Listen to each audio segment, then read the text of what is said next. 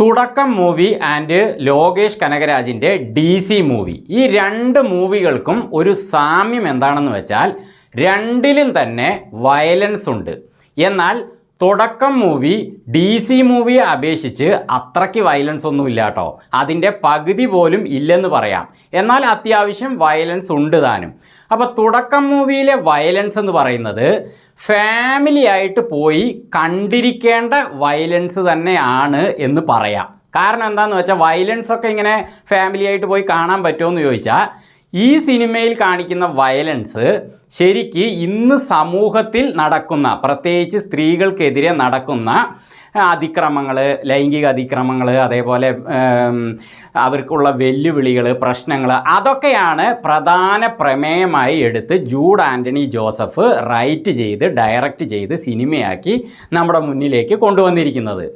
അപ്പോൾ ഫാമിലി ആയിട്ട് പോകുന്ന മാതാപിതാക്കൾക്ക് തങ്ങളുടെ മക്കൾക്ക്, പ്രത്യേകിച്ച് പെൺകുട്ടികളോട് ഈ സിനിമയിൽ കാണുന്ന പോലെയൊക്കെ ഇന്ന് സമൂഹത്തിൽ സംഭവിക്കുന്നുണ്ട്. അതുകൊണ്ട് നിങ്ങൾ എത്രത്തോളം സൂക്ഷിക്കണം എന്ന് ചൂണ്ടിക്കാണിക്കാനുള്ള വയലൻസ് മൂവിയാണ് തുടക്കം എന്ന് പറയാം.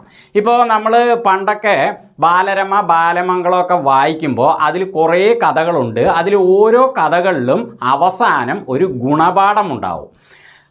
കാരണം ആ കഥ പോയി എത്തുന്നത് ഒരു നല്ല കാര്യത്തിലായിരിക്കും അവസാനിക്കുക. അപ്പോൾ അതിലൊരു ഗുണപാഠം ഉണ്ടാവും. അതേപോലെ തന്നെ തുടക്കം മൂവിയിലും സ്ത്രീകൾ എത്രത്തോളം ശക്തരായിരിക്കണം എന്ന് കാണിക്കാനുള്ള വയലൻസോട് കൂടിയ ഒരു നല്ല മൂവി തന്നെയാണ്. പിന്നെ മാത്രമല്ല, ഈ സിനിമയിലെ വയലൻസ് എന്ന് പറയുന്നത് നമ്മളെ തുടക്കം മുതൽ അവസാനം വരെയും എവിടെയും നമുക്കൊരു അറപ്പോ വെറുപ്പോ അങ്ങനെ തോന്നാത്ത രീതിയിൽ നമുക്ക് നല്ല ത്രില്ലടിപ്പിക്കുന്ന രീതിയിലുള്ള ഒരു സിനിമയായിട്ടാണ് എടുത്തു വെച്ചിരിക്കുന്നത്. കാരണം ഇതിലെ വില്ലനൊക്കെ മാരക വില്ലൻ തന്നെയാണ്. ഞാൻ ഇതിനെക്കുറിച്ച് നേരത്തെ റിവ്യൂ ചെയ്തിട്ടുണ്ട് കേട്ടോ.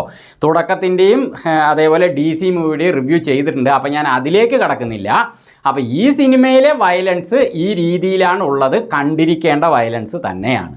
എന്നാൽ DC മൂവിയിൽ ശരിക്ക് പറഞ്ഞാൽ ഇതിൽ കാണിക്കുന്ന വയലൻസ് എന്ന് പറയുന്നത് വളരെ മാരകമാണ്, ക്രൂരമാണ്, അറപ്പ് തോന്നുന്നതാണ്, വെറുപ്പുളവാക്കുന്നതാണ് എന്ന് തന്നെ പറയാം. ആ രീതിയിലാണ് അരുൺ മാതേശ്വരൻ റൈറ്റ് ചെയ്ത് ഡയറക്റ്റ് ചെയ്ത് സിനിമയാക്കി വെച്ചിരിക്കുന്നത്. അപ്പോൾ ഇതിലെ ഓരോ കാര്യങ്ങളായിട്ട് ഞാൻ പറയാം. ഇതിൽ ആദ്യം തന്നെ ഇതിലെ നായകൻ ദാസ്, പുള്ളി മുടിയൊക്കെ ശരിക്കും ഒരു പക്ഷിക്കൂട് പോലെ വെച്ചിട്ട്, താടിയോ അതേപോലെ വെച്ചിട്ട്, ഒരു 4-5 മാസം അലക്കാത്ത ഉടുപ്പും ഷർട്ടും പാൻറ്റും ഇട്ടുകൊണ്ട് ആ കോലത്തിൽ വന്നിട്ട് യാതൊരു ആവശ്യമില്ലാതെ ചിലരൊക്കെ തല്ലുന്നുണ്ട്. അത് കാണുമ്പോൾ ഇതിലെ ഒരു നായിക അതൊക്കെ കണ്ട് നായകനെയും അവൻ്റെ പ്രവൃത്തിയും കണ്ട് ഇഷ്ടപ്പെട്ടിട്ട് നായകൻ വിളിക്കുന്ന സ്ഥലങ്ങളിലേക്കൊക്കെ വരുന്നു. അങ്ങനെ ഒരു ലോജിക്ക് ഇതിൽ കാണിച്ചിരിക്കുന്നു. ഇനി മറ്റൊരു നായികയാകട്ടെ ചന്ദ്ര, ദാസ് എത്ര പേരെ കഴുത്തറുത്തും കയ്യ് വെട്ടിയും അതേപോലെ കണ്ട ഭാഗത്തൊക്കെ കുത്തി കീറിയും വായിലൊക്കെ കത്തിയിട്ട് വലിച്ചു കീറിയും അങ്ങനെയൊക്കെ എത്ര പേരെ തൻ്റെ മുമ്പിൽ കൊന്നിട്ടിരിക്കുന്നു എന്ന് നോക്കിക്കൊണ്ട് ആ ചോരക്കളത്തിലൂടെ ഈ ചന്ദ്ര ചെരുപ്പ് കാല് അതിൽ ചോരയിൽ തട്ടാതെ നടന്നുകൊണ്ട് പതുക്കെ നായകൻ്റെ ഒപ്പം പോകുന്നതായിട്ടാണ് ഈ സിനിമയിൽ കാണിച്ചിരിക്കുന്നത്. ചുരുക്കി പറഞ്ഞാൽ ഒരു സ്ത്രീ പുരുഷനെ ഇഷ്ടപ്പെടാൻ ഇത്തരം വയലൻസും അതേപോലെ ഇങ്ങനെ പല്ല് തേക്കാതെ കുളിക്കാതെ അലക്കാത്ത ഉടുപ്പ് ഇട്ടിട്ട് ഇങ്ങനെ മുടിയും വെച്ച് നടക്കുന്നവരെ ഇഷ്ടപ്പെടും എന്ന രീതിയിലുള്ള ഒരു തെറ്റിദ്ധാരണയാണ് ഈ സിനിമയിലെ രണ്ട് നായികന്മാർ കാണിക്കുന്നത് കണ്ടാൽ നമുക്ക് തോന്നുക. ഇത് എന്തവസ്ഥയാണെന്ന് തോന്നിപ്പോകും. ഒന്നത്. രണ്ടാമത്തെ കാര്യം, ഈ സിനിമയിൽ ഒരു ചെറിയ പയ്യനുണ്ട്. അവന് ഒരു 10 വയസ്സൊക്കെ കാണും. അവന് ഇംഗ്ലീഷ് മീഡിയത്തിൽ പഠിക്കാനായിട്ട് ഒരു 7 ലക്ഷം രൂപയോളം വേണം. അത്രയും രൂപ വേണമെന്നാണ് ഈ സിനിമയിൽ പറയുന്നത്.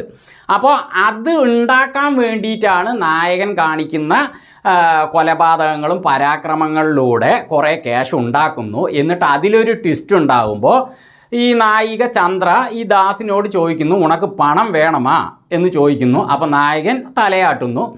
അപ്പോൾ നായിക എന്നെ ഞാൻ പറയുന്ന സ്ഥലങ്ങളിലൊക്കെ കൊണ്ടുപോയി വിട്, പണം ഞാൻ റെഡിയാക്കി തരാൻ പറഞ്ഞിട്ട് നായിക പറയുന്ന സ്ഥലങ്ങളിലൊക്കെ ഓരോരുത്തന്മാരുടെ അടുത്ത് കൊണ്ടുപോയിട്ട് നായകൻ ദാസ് കൊണ്ടുവിടുന്നു. അവളാകട്ടെ ഒരു റോസ് പൂവ് തലയിലിങ്ങനെ കുത്തി കുത്തി പോകുന്ന സ്ഥലത്തൊക്കെ കുത്തി വെച്ച് കാണിക്കും. താൻ തെറ്റായ കാര്യത്തിനാണ് പോകുന്നതെന്ന് സൂചന തരാനാണ് അങ്ങനെ ഒരു സീന് കാണിച്ചിരിക്കുന്നത്. അപ്പോൾ അങ്ങനെ കുത്തി വെച്ച് ലിപ്സ്റ്റിക്കൊക്കെ ഇട്ട് പല്ല് വിളിച്ചുകൊണ്ട് ഓരോരുത്തന്മാരുടെ അടുത്ത് പോയിട്ട് തിരിച്ചു വരുമ്പോൾ ഒരു സഞ്ചിയിൽ 2-3 ലക്ഷങ്ങളുമായിട്ട് തിരിച്ചു വരുന്നു.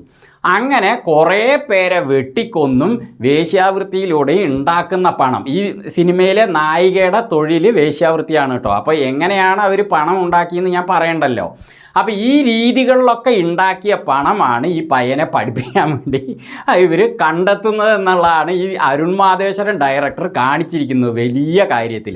എന്നിട്ട് ഈ ദാസ് ഈ പയ്യൻ്റെ തലയിൽ ഇങ്ങനെ കൈ വെച്ച് മുടിയൊക്കെ ഇളക്കിയിട്ട് അവനോട് പറയാം, നീ നന്നായിട്ട് പഠിക്കണം കേട്ടോ എന്ന്. അപ്പോൾ ആ ചെക്കൻ നന്നായി ഞാൻ പഠിക്കാം എന്ന് പറഞ്ഞ് തലയാട്ടുന്നത് കാണുമ്പോൾ എന്തോ നായകൻ ദാസ് സ്വാതന്ത്ര്യ സമരത്തിലൊക്കെ പങ്കെടുത്ത് അതിന് കേന്ദ്ര സർക്കാരും സംസ്ഥാന സർക്കാരൊക്കെ നൽകിയ പാരിതോഷികം കൊണ്ടുപോയി ഈ പയ്യന് കൊടുത്തിട്ട് ഒരു മാതൃകാ പുരുഷനായിട്ട് അവനെ പഠിക്കാൻ പറയുന്ന പോലെയാണ് പറയുന്നത്. സത്യത്തിൽ കിട്ടുന്ന ആ കൊണ്ടുപോയി കൊടുക്കാൻ ഉദ്ദേശിക്കുന്ന പണം ശാപത്തിൽ കിട്ടുന്ന പണമാണല്ലോ. ഇതിൽ ഈ ചെക്കൻ എങ്ങനെ പഠിക്കും, ഇവനിനി പഠിച്ചാൽ തന്നെ എന്തായി തീരും ഈ ശാപം മുതൽ കൊണ്ട് എന്നൊക്കെ വിവരമുള്ള പ്രേക്ഷകരൊക്കെ ചിന്തിക്കാതെ ഇരുന്നിട്ടുണ്ടാവില്ല.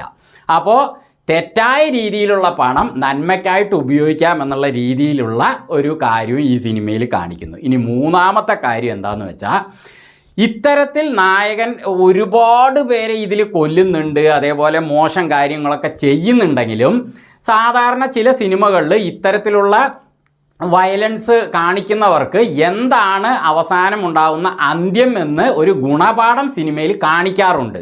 പക്ഷേ ഈ സിനിമയിൽ എന്താ കാണിച്ചിരിക്കുന്നതെന്ന് കണ്ടവർക്കറിയാം. ഇതൊക്കെ ചെയ്താൽ ഒരു കുഴപ്പം ഉണ്ടാവില്ല എന്നുള്ള രീതിയിലാണ് സിനിമ പോയി നിൽക്കുന്നത്.